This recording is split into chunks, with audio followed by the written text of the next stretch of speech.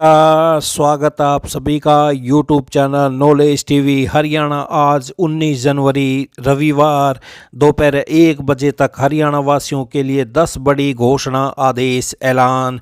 तो हरियाणा की सभी छोटी से बड़ी जानकारी के लिए यूट्यूब चैनल नॉलेज टीवी को सब्सक्राइब जरूर कर लें।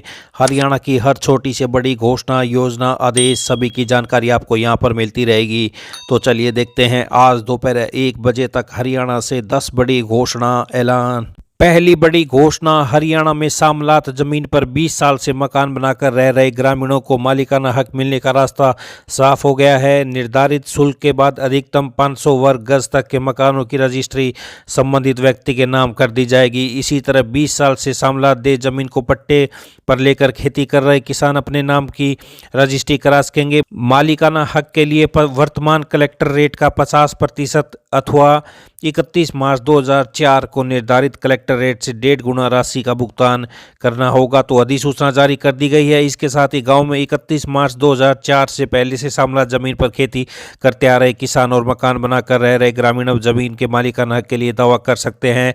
अगर मकान किसी तालाब, फिरनी और कृषि भूमि में हुआ तो उसे मालिकाना हक नहीं दिया जाएगा। तो 1 साल के अंदर कलेक्टर के समक्ष करना होगा आवेदन। सामलात जमीन पर मालिकाना के लिए ग्रामीणों और किसान को अब 1 साल के अंदर कलेक्टर, उपायुक्त के समक्ष आवेदन करना होगा। दावा सही पाए जाने पर किसान और ग्रामीण शुल्क का एक साथ या फिर 20 बराबर वार्षिक किस्तों में 7% साधारण ब्याज के साथ भुगतान कर सकते हैं। यदि किसी आवेदक को पर्याप्त कारण से आवेदन करने से रोका गया हो तो उसे अनधिकृत कब्जे वाली भूमि की खरीद के लिए समय सीमा की से छूट दी जा सकती है।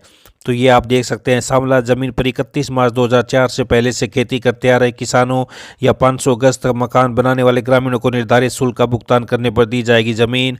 मालिकाना हक के लिए वर्तमान कलेक्टर रेट के 50% अथवा 31 मार्च 2004 को निर्धारित कलेक्टर रेट से 1.5 गुना राशि का भुगतान करना होगा। तो कब्जाधारी बनेंगे मालिक। पंचायती जमीन पर 20 साल से काबिज लोगों को मिलेगा मालिकाना हक।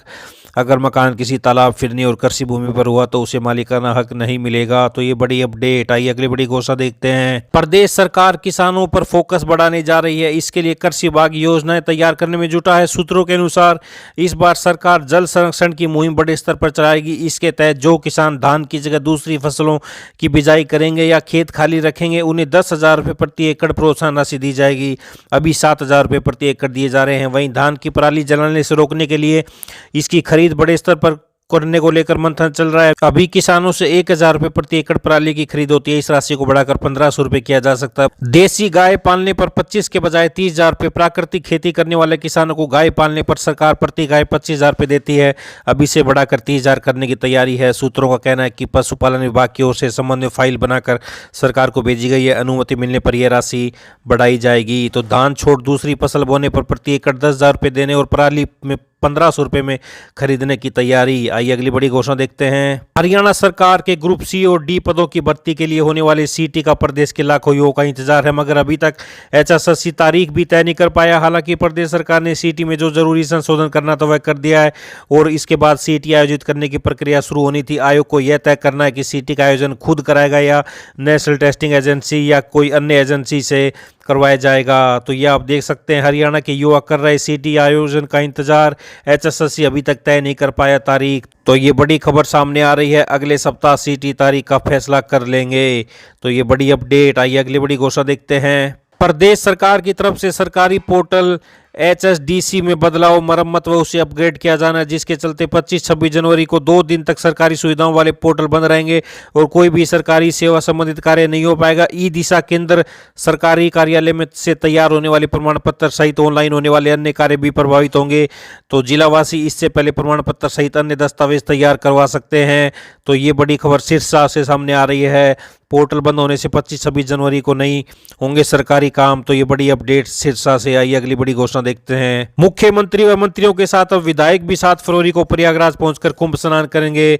तो ये बड़ी अपडेट। हालांकि विधायकों को यात्रा खर्च स्वयं वहन करना होगा। तो ये आप देख सकते हैं। इस बीच सरकार 2 दिन पहले मुख्यमंत्री तीर्थ दर्शन योजना का विस्तार कर चुकी है। योजना के तहत गरीब परिवार के बुजुर्गों को सरकारी खर्चे पर प्रयागराज स्थित महाकुंभ तीर्थ के दर्शन करवाए जाएंगे। मुख्यमंत्री तीर्थ दर्शन योजना के तहत 60 वर्ष या इससे अधिक आयु के पात्र बुजुर्गों को अयोध्या में रामलला के दर्शन करवाए जाएंगे। इस योजना में श्री माता वैष्णो देवी और शिरडी साईं तीर्थ को भी शामिल किया जा चुका है।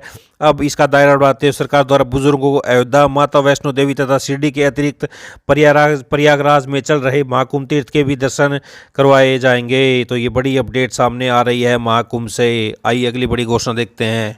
ईपीएफओ से जुड़े खाता धारकों को अब नौकरी बदलने के बाद अपना ईपीएफ अकाउंट ट्रांसफर करने के लिए नियोक्ता पर निर्भर रहने की जरूरत नहीं होगी। खाता धारक स्वयं ही ऑनलाइन कंपनी के हस्तक्षेप के बिना अपने ईपीएफ अकाउंट को ट्रांसफर करने की प्रक्रिया को अंजाम दे सकेंगे। तो ये अक्टूबर 2017 के बाद वालों को ही अभी सुविधा। वर्ष 2024-25 में नियोक्ता द्वारा ईपीएफओ को भेजे गए 8 लाख आवेदनी में औसतन 28 दिन का समय लगाया गया। हालांकि व्यक्तिगत विवरण सुधारों की सुविधा अक्टूबर 2017 के बाद जारी किए यूएएन नंबर से जुड़े खातों पर ही लागू होगी, क्योंकि इसी समय से ईपीएफ खाता खोलते समय आधार से जोड़ना अनिवार्य किया गया है। नौकरी बदलने के साथ ही अब समय कर सकेंगे ईपीएफ अकाउंट ट्रांसफर। ईपीएफओ में सुधारों के लिए शुरू की गई ऑनलाइन सुविधा अंशदान बढ़ाने पर भी विचार चल रहा है। आइए अगली बड़ी घोषणा देखते हैं। प्रधानमंत्री नरेंद्र मोदी ने स्वामित्व योजना के तहत 65 लाख से अधिक संपत्ति कार्ड वितरित किए और कहा कि इससे आर्थिक गतिविधियों को बढ़ावा मिलेगा। स्वामित्व संपत्ति कार्ड योजना के तहत ड्रोन के जरिए जमीनों की मैपिंग और मालिकों का रिकॉर्ड तैयार किया जाता है। इसके बाद संपत्ति के मालिकों को कार्ड दिया जाता है। इसका लक्ष्य ग्रामीणों को संपत्तियों का मालिकाना हक देना है। आइए अगली बड़ी घोषणा देखते हैं। तो हरियाणा कर्मचारी चयन आयोग की तरफ से की गई शिफ्ट अटेंडेंट की भर्ती पर हाईकोर्ट 21 जनवरी को अंतिम सुनवाई करेगा। तो हाईकोर्ट में याचिका दायर कर अनुभव प्रमाण पत्र के नंबर नहीं देने का मामला उठाया। तो ये भर्ती के बीच मानदंड बदलने को दी है चुनौती। तो ये बड़ी अपडेट 21 जनवरी को अंतिम सुनवाई। 2019 से लंबित पीजीटी कंप्यूटर साइंस की भर्ती पूरी न होने से अभ्यर्थियों ने शनिवार को शिक्षा मंत्री को ज्ञापन सौंपा। अभ्यर्थियों ने कहा कि यदि 29 जनवरी को उनकी समस्या का समाधान हुआ तो सरकार के समर्थन में साइकिल रैली निकालेंगे। यदि समाधान नहीं हुआ तो प्रदेश भर में जन जागरण अभियान चलाया जाएगा। तो 29 जनवरी को हाईकोर्ट में होगी सुनवाई। 350 पदों पर कंप्यूटर पीजीटी साइंस की हुई थी भर्ती। पीजीटी कंप्यूटर साइंस के अभ्यर्थियों ने सौंपा ज्ञापन। तो ये बड़ी अपडेट आई। अगली बड़ी घोषणा देखते हैं। तो automated permanent academic account registry अपार आईडी बनाने में जिले के अभिभावक कम रुचि दिखाई दे रहे हैं। आंकड़ों के अनुसार अभी तक केवल 3,85,082 विद्यार्थियों की अपार आईडी बनी है, जबकि जिले में लगभग 5,43,000 विद्यार्थी हैं जिनकी अपार आईडी बननी है। तो 3,85,000 विद्यार्थियों की बनी अपार आईडी। तो फरीदाबाद से ये बड़ी अपडेट सामने आ रही है। आइए अगली बड़ी घोषणा देखते हैं। ड्रोन प्रशिक्षण के लिए आवेदन कल से पलवल कृषि एवं किसान कल्याण विभाग पलवल की ओर से 18 से 45 आयु वर्ग तक के युवाओं को ड्रोन पायलट बनाने के लिए निःशुल्क प्रशिक्षण के लिए ऑनलाइन आवेदन प्रक्रिया कल 20 जनवरी से शुरू होगी। इसके लिए आगामी 5 फरवरी तक विभागीय पोर्टल पर ऑनलाइन आवेदन किए जा सकते हैं। कृषि एवं किसान कल्याण विभाग के उप निदेशक ने बताया कि हरियाणा सरकार की ओर से वित्त वर्ष 2024-25 के लिए जिला पलवल में कुल 10 युवा किसानों और बेरोजगार युवाओं को प्रशिक्षित करने का लक्ष्य निर्धारित किया गया है। तो वहीं सैनिक स्कूल रेवाड़ी में आवेदन की तिथि बढ़ा दी है। रेवाड़ी जिले के सैनिक स्कूल में शैक्षणिक सत्र 2025-26 के लिए कक्षा 6वीं व 9वीं में दाखिले के लिए ऑनलाइन आवेदन की तिथि बढ़ाकर 23 जनवरी कर दी है।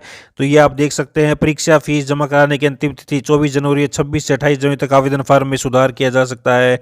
तो ये बड़ी अपडेट सामने आ रही है सैनिक स्कूल से। आइए अगली बड़ी घोषणा देखते हैं। यूजीसी ने पीएचडी डिग्री की अखंडता से समझौता करने वाली यूनिवर्सिटीज के प्रति सख्त रुख अपनाया है। सभी इंस्टीट्यूट संस्थानों को कठोर एकेडमिक स्टैंडर्ड को बनाए रखने के महत्व को लेकर स्पष्ट संदेश दिया है यूजीसी ने। तो ये बड़ा है। पीएचडी प्रोग्राम्स की क्वालिटी का यूजीसी करेगी निगरानी, उल्लंघन पर कार्रवाई होगी। तो ये आप देख सकते हैं। पीएचडी से बड़ी खबर, उच्च शिक्षा में ट्रांसपेरेंसी और एकेडमिक स्टैंडर्ड्स हों। तो ये यूजीसी की तरफ से बड़ी अपडेट। तो ये हरियाणा आज दोपहर 1 बजे तक की बड़ी घोषणा, आदेश, ऐलान। हरियाणा की हर छोटी से बड़ी अपडेट आपको यहाँ पर मिलती रहती है यूट्यूब चैनल नॉलेज टीवी।